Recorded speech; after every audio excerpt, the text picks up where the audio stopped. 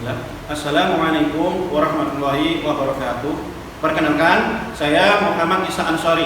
Saya sebagai guru agama Islam di SMA Negeri 2 Kota Mojokerto, sekaligus sebagai mahasiswa PPG dalam jabatan tahun 2021 angkatan 2 di LPTK UIN Maulana Malik Ibrahim Malang. Pada hari ini Senin tanggal 29 November 2021 saya akan melaksanakan ujian kinerja atau UKIN di sekolah saya, SMA Negeri 2 Kota Mojokerto. Assalamualaikum warahmatullahi wabarakatuh. Waalaikumsalam warahmatullahi wabarakatuh. Pertama saya akan menanyakan kabar kepada kalian semuanya. Kira-kira hari ini bagaimana kabarnya kalian anak-anak? Alhamdulillah. Alhamdulillah. Nah, sehat? Alhamdulillah. Tubuhnya sehat? Sehat. Alhamdulillah. Semoga hari ini kita diberikan kesehatan. Amin. Ya, karena di dalam tubuh yang sehat ada jiwa yang sehat dan kuat. Ya, di dalam tubuh yang sehat ada jiwa yang kuat. Ketika tubuh sehat, jiwa kuat, tentunya kalian akan dapat menerima materi pembelajaran itu dengan maksimal. Oke. Untuk memulainya seperti biasa kita berdoa ya, agar kegiatan belajar hari ini dapat berjalan dengan maksimal. Tentunya mendapatkan ridha Allah dan kalian mendapatkan kebaikan dari materi itu dan bermanfaat dalam kehidupan sehari-hari. Sebelumnya saya izin untuk membuka masker ya. Untuk kalian tetap memakai masker. Ayo mas, maskernya dipakai. Ayo mas. Untuk doa silakan dipimpin oleh Galih. Silakan Galih. Sebelum mulai pelajaran, mari kita berdoa. Doa mulai.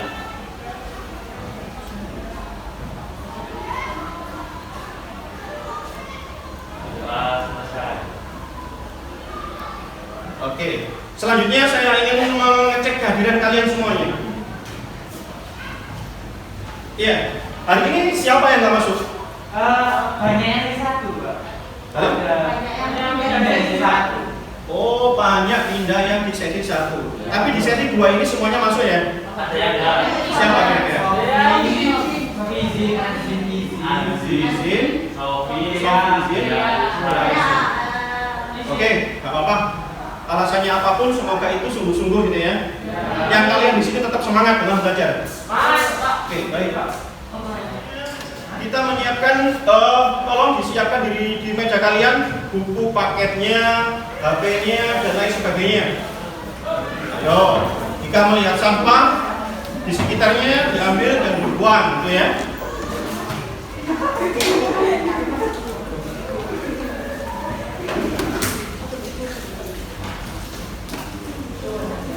Sudah? Oke, dalam apresiasi ini saya ingin menanyakan, masih ingat gak pelajaran yang kemarin? Pelajaran kemarin adalah tentang hadis dan Al-Quran. aturan ya, taat pada aturan, berlomba-lomba dalam kebaikan dan etos kerja. Tapi minggu yang lalu fokusnya yaitu tentang dalil Al-Quran yang mana surat Al-An-Nisa ayat 59 itu yang menjelaskan tentang taat aturan. Terus Al-Maidah 48 tentang fastabiqul khairat, yaitu berlomba-lomba dalam kebaikan, dan At-Taubah ayat 105 tentang etos kerja. Untuk hari ini kita belajarnya fokus kepada hadis. Itu ya Nana ya? Terus saya ingin mengajukan beberapa pertanyaan kepada kalian sebelum masuk ke dalam inti pembelajaran.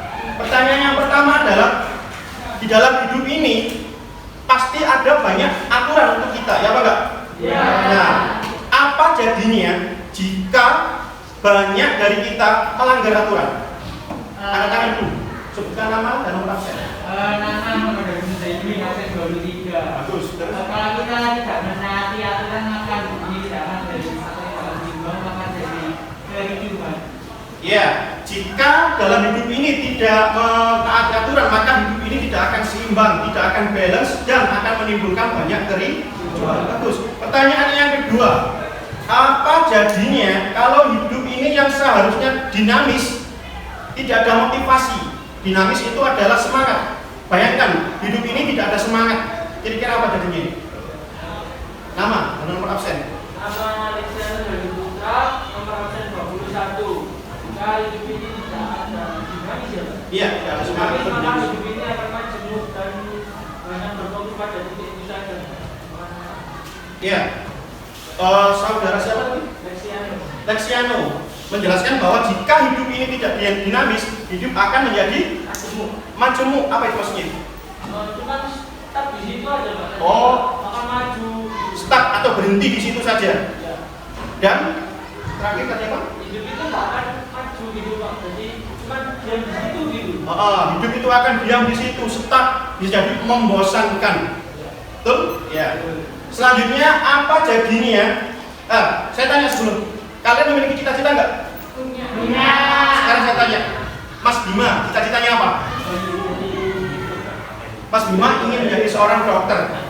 Nah, cita-citanya Mas Bima pasti ingin cita-cita itu tercapai, betul apa enggak? Betul. Tetapi Bima malas dalam belajar. Kira-kira cita-citanya tercapai apa enggak? Nanti kesimpulannya untuk menggapai cita-cita, saya yakin di dalam diri kalian memiliki cita-cita, apakah dokter, guru, polisi dan sebagainya. Dan pastinya kalian menginginkan cita-cita itu tercapai. Tetapi itu akan menjadi omong kosong jika kita tidak berusaha untuk mengeraihnya, tidak berikhtiar. Ya, bagus. Selanjutnya, anak-anak, nanti setelah kita membahas selama beberapa jam nanti kita belajar, ada manfaat yang akan kita peroleh, yaitu setelah kita belajar manfaatnya dalam kehidupan sehari-hari sudah kita bahas, dari pertanyaan tadi sudah disimpulkan. Setelah kita taat, jika kita taat aturan, hidup itu akan tenang, aman, ayem dan tentram. Nah, jika hidup itu berlomba-lomba dalam kebaikan atau mungkin termotivasi atau mungkin semangat, tentunya hidup ini juga akan menjadi lebih baik. Contohnya, kita bahas saja di dalam sisi teknologi, ada revolusi industri yang diawali dari berapa itu? Angkanya bisa disebutkan berapa biasanya? 1.0, 2.0, 3.0 atau 4.0 ya. Nah, jika bayangkan saja masyarakat pada waktu itu era 1.0 tidak ada motivasi dalam berlomba-lomba dalam menuju kebaikannya atau menuju kepada tujuan hidupnya. Bayangkan 1.0 tidak ada semangat untuk ke 2.0. Pastinya kita tidak akan berada di era yang sekarang, yaitu 4.0. Dan mungkin 5 atau 10 tahun yang akan datang bisa jadi tahun depan sudah era 5.0. 4.0 aja gini sudah luar biasa modern, apalagi 5.0, apalagi 6.0, kita nggak tahu gitu ya. Nah, terus dalam etos kerja juga. Nah, setelah kita membahas etos kerja, tentunya kita harapkan manfaatnya dalam kehidupan sehari-hari. Nanti kalian lebih semangat lagi dalam meraih cita-cita, itu ya anak ya. Terus, nah, sedangkan tujuannya yang pertama adalah setelah kalian belajar hari ini, yaitu kalian dapat menentukan apa yang dapat ditentukan. Contoh perilaku taat, kompetitif dalam kebaikan dan kerja keras berdasarkan dalil yang ada. Jadi kalian dapat menentukan contoh perilaku yang kompetitif dalam kebaikan dan kerja keras ya. Dan yang kedua, setelah melakukan pembelajaran, kalian juga dapat menentukan keterkaitan antara perintah berkompetisi dalam kebaikan dengan kepatuhan terhadap ketentuan Allah. Hari ini kita belajar tentang etos taat aturan, berlomba-lomba dalam kebaikan dan etos kerja. Fokusnya hadis. Yang kemarin kita fokusnya dari Al-Quran, sekarang fokusnya hadis. Nah, sebelum masuk ke inti, langsung saja ya, kita bentuk kelompok. Nah, kelompoknya akan saya bagi menjadi 2. Sedangkan cara pembagiannya berhitung 1, 2, 1, 2 ya. Dimulai dari sampai 1, 2, 1, ya. 1, 2. Nah, baik. Kumpul dengan kelompoknya masing-masing. 1 dengan 1, dengan 2 dengan 2. 1 sebelah sini, 2 sebelah sini. Ya. langsung membentuk, nanti menghadap saya bentuk U ya, jangan belakang saya. Sudah? Oh.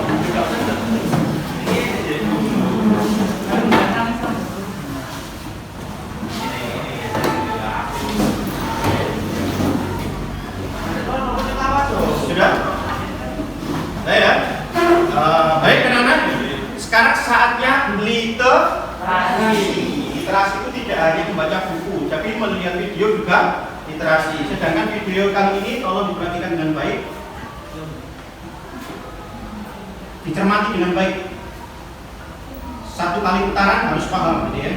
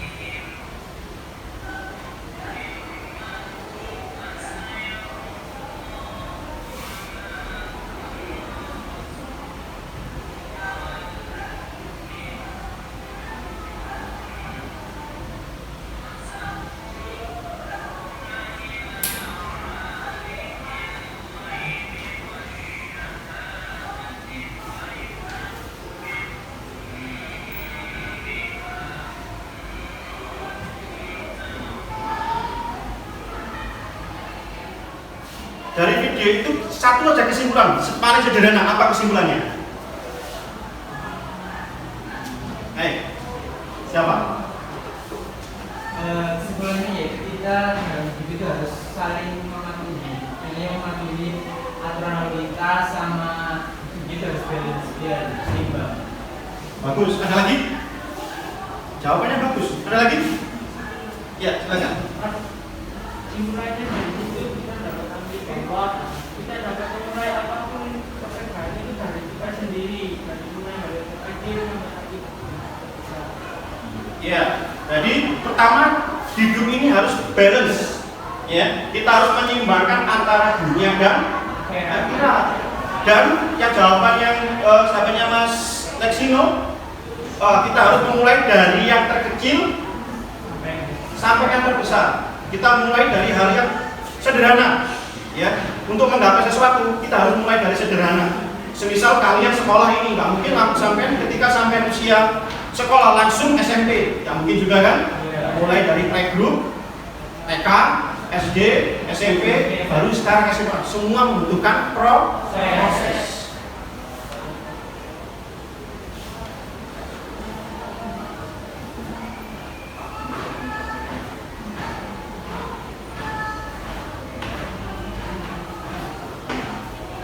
Nah,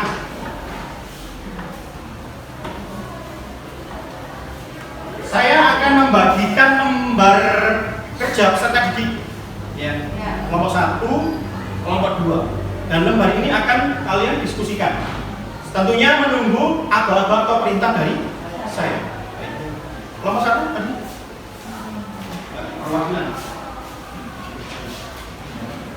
Ini kelompok 2. Baik, nah. Selanjutnya saya akan memberikan contoh hadis, ya, Saya akan menampilkan contoh hadis yang pertama tentang taat pada aturan.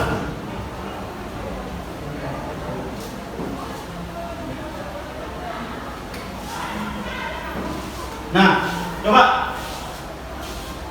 hadis Nabi Muhammad SAW tentang taat pada aturan yang dibaca anha ketika ini Umar radhiyallahu anna Rasulullah sallallahu alaihi wasallam qala as-sam'u wa ta'ah 'alal mar'i al-muslim fima ahabba wa kariha ma lam yu'mar bi maksiyah wa idza umira bi maksiyah fala sam'a wa la ta'ah.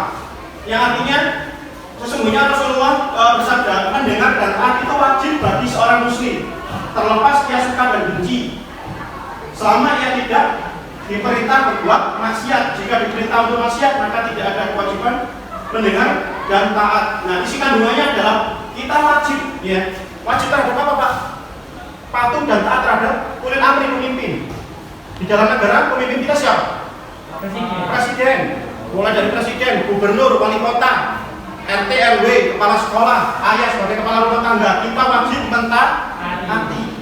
Tetapi selama itu benar. Jika mengajak kepada kemaksiatan, tentunya kita harus menolak. Contoh, ayah kalian, maaf ya, ini sebagai contoh, ya. Ayah kalian, nak, tolong belikan ayah miras, seperti itu.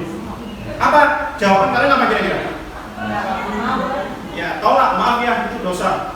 Meskipun resikonya nanti dimarahi, dipukuli, ataupun tidak mendapatkan uang saku. Memang dalam berbuat baik itu pasti ada resiko, ya. Hadis yang kedua, kompetisi dalam kebaikan. Nah, An Abi Hurairah radhiyallahu anhu anna Rasulullah sallallahu alaihi wasallam qala badiru bil a'mal fitanan katima'il lain al-mutlim yusbihu rajulan mu'minan wa yumsi kafir ayumsi mu'minan wa yusbihu kafir badiru dinah bi aradin dunia. Nah, ini segeralah beramal sebelum datangnya fitnah-fitnah seperti malam yang gelap gulita di pagi hari. Seorang laki-laki dalam keadaan mukmin, lalu sorenya kafir. Paginya mukmin, sorenya kafir. Di sore hari mukmin, paginya kafir, ya. Dan dia menjual agamanya dengan kenikmatan dunia. Alhamdulillah min dzalik, gitu ya. Terus hadis yang terakhir tentang atas kerja. Nah, tangan yang di atas itu lebih baik dari tangan yang bawah. Maksudnya apa itu? Ya, semisal ada pengamen. Makanya jangan memiliki cita-cita menjadi seorang pengemis atau pengamen. Meskipun hanya, ya bisa jadi penyanyi, ya. Bisa jadi disampaikan, aku pengen sarapan, aku pengen beli ini, tak ngamen dulu. Hindari, lebih baik usaha. Meskipun itu mungkin dalam sosial ekonomi memalukan, tapi itu halal, nggak masalah. Misal jual gorengan di pinggir jalan, boleh-boleh saja, daripada meminta, ya. Terus dan dahulukan keluargamu, mereka yang wajib kamu nafkahi. Nah, untuk bersedekah dahulukan orang terdekat kita. Jangan sampai sedekah sampai luar biasa banyak, tetapi saudara sampai melarat. Misal sampai punya saudara, suatu hari sampai menjadi orang sukses, tapi punya adik atau kakak, ya enggak? Nah, sampai sukses di luar rumah sampai memberi sedekah sampai nilainya mungkin bisa ratusan juta, miliaran dan sebagainya. Tetapi adik dan kakaknya kelaparan setiap hari. Itu tidak boleh. Ya, orang terdekat dulu, baru orang lain. Itu ya. Dan sebaik-baik sedekah itu dari kekayaan yang berlebih, dan siapa yang menjaga kehormatan dirinya, maka Allah akan mencukupinya. Sebaliknya, siapa yang sudah merasa cukup, maka Allah akan memberi kekayaan yang berlebih. Itu hadisnya, ya. Sekarang saya beri kalian kesempatan untuk membuat pertanyaan. Tolong dengan kelompok kalian untuk merumuskan beberapa pertanyaan, ya. Nanti yang nantinya kita akan bahas jawab bareng-bareng di sesi berikutnya.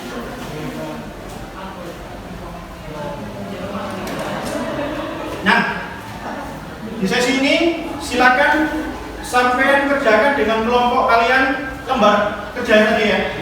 Silakan. Diskusi. Oke.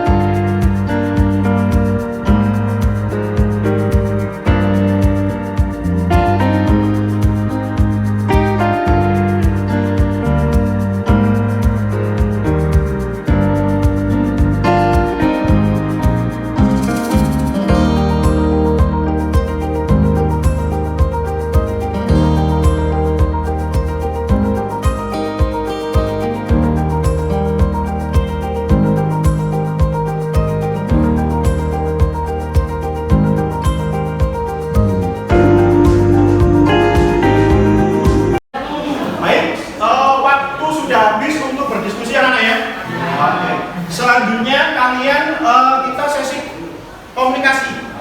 Jadi komunikasi ini adalah kalian mempresentasikan hasil diskusi, membacakan. Ya, tolong diwakili oleh wakil salah satu dari kelompok kalian. Untuk presentasi saya berikan kesempatan kepada kelompok 2 dulu. Silakan dibaca jawabannya. Berdiri ya.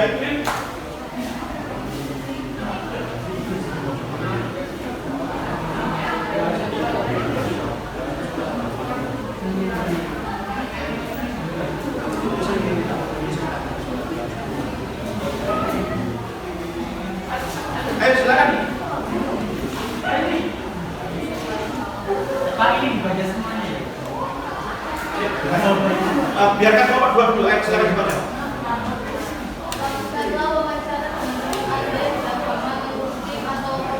Yang keras, yang keras.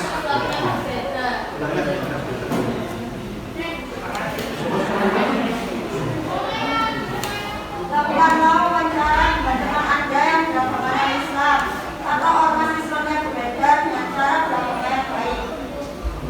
Berbuat juga semuanya dan bersama untuk menggali lebih dalam tentang berlomba-lomba dalam kebaikan.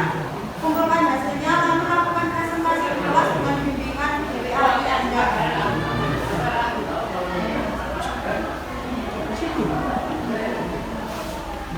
Saling berbagi secara beragama.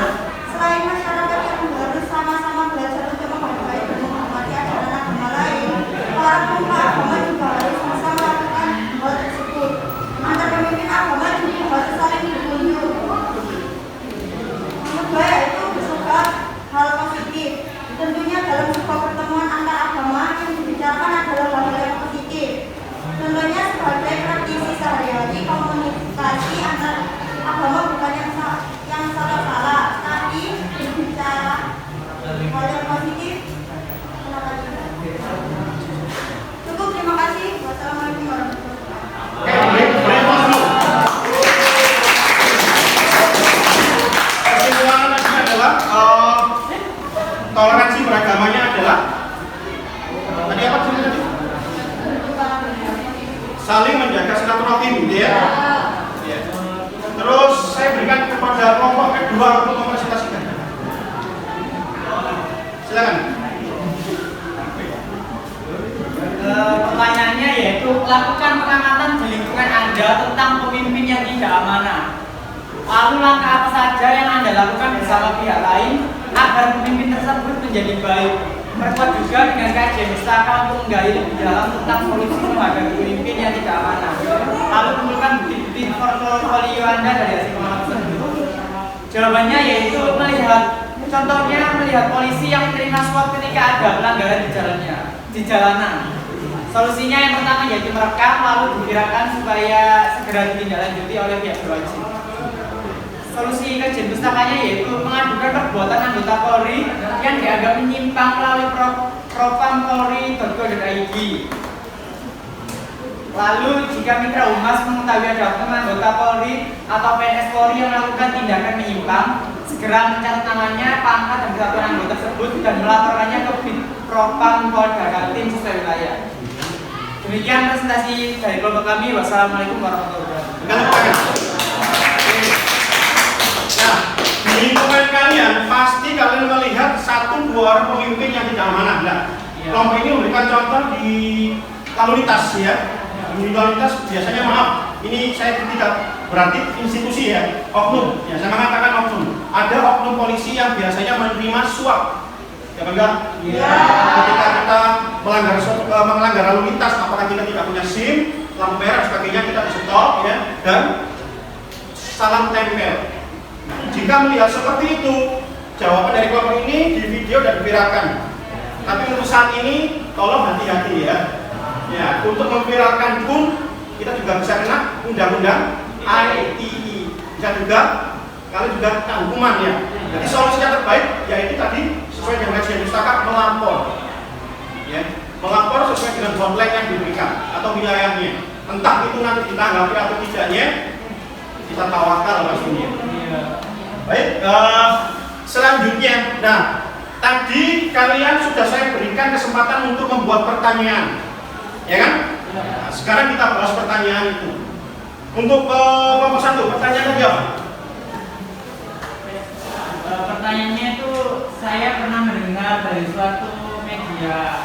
itu ya, bahwa tujuan hidup ini itu untuk beribadah, apa benar?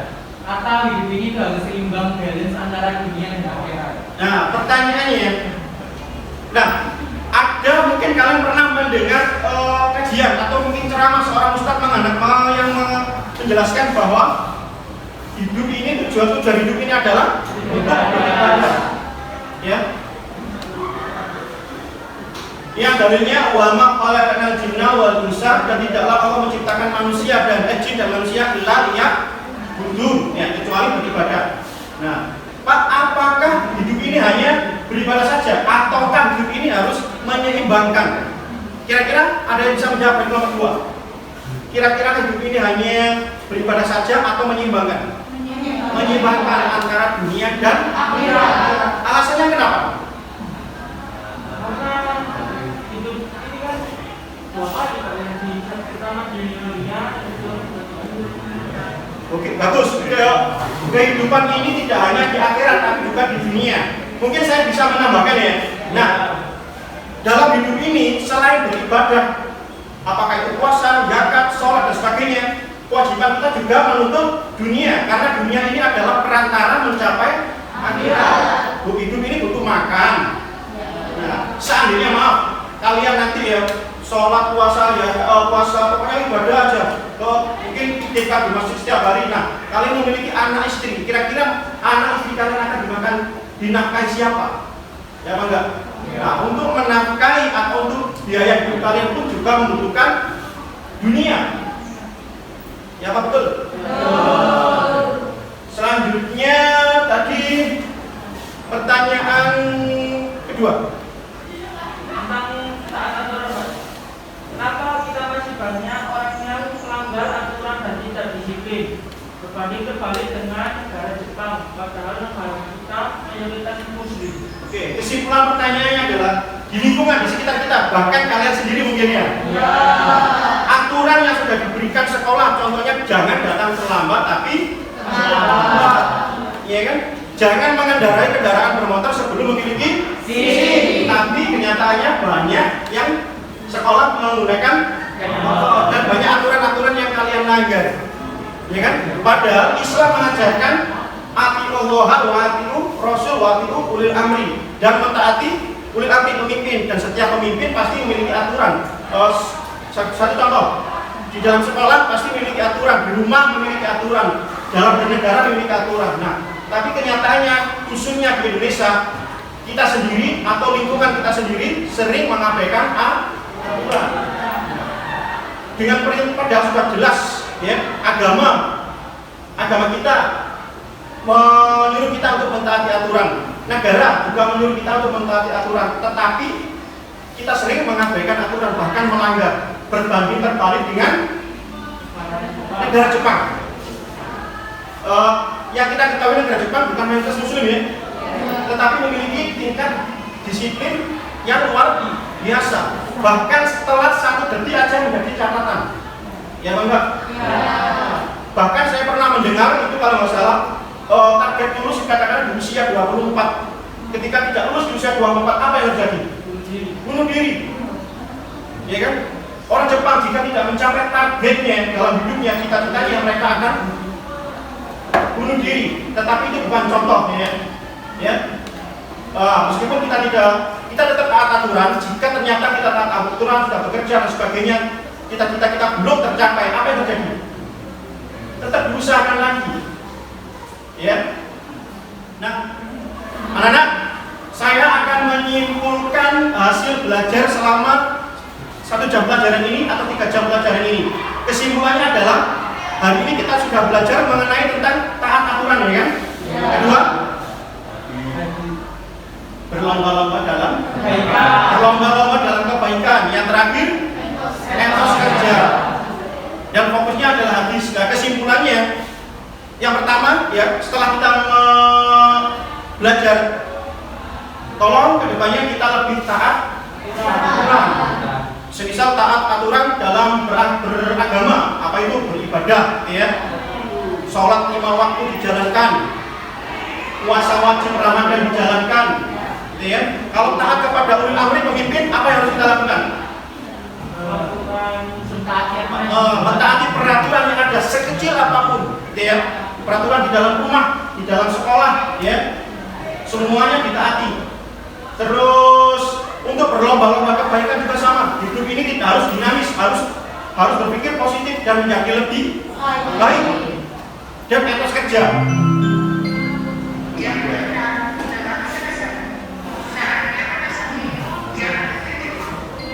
Dan yang terakhir adalah etos kerja. Etos kerja kalau dihubungkan dengan kalian adalah etos belajarnya.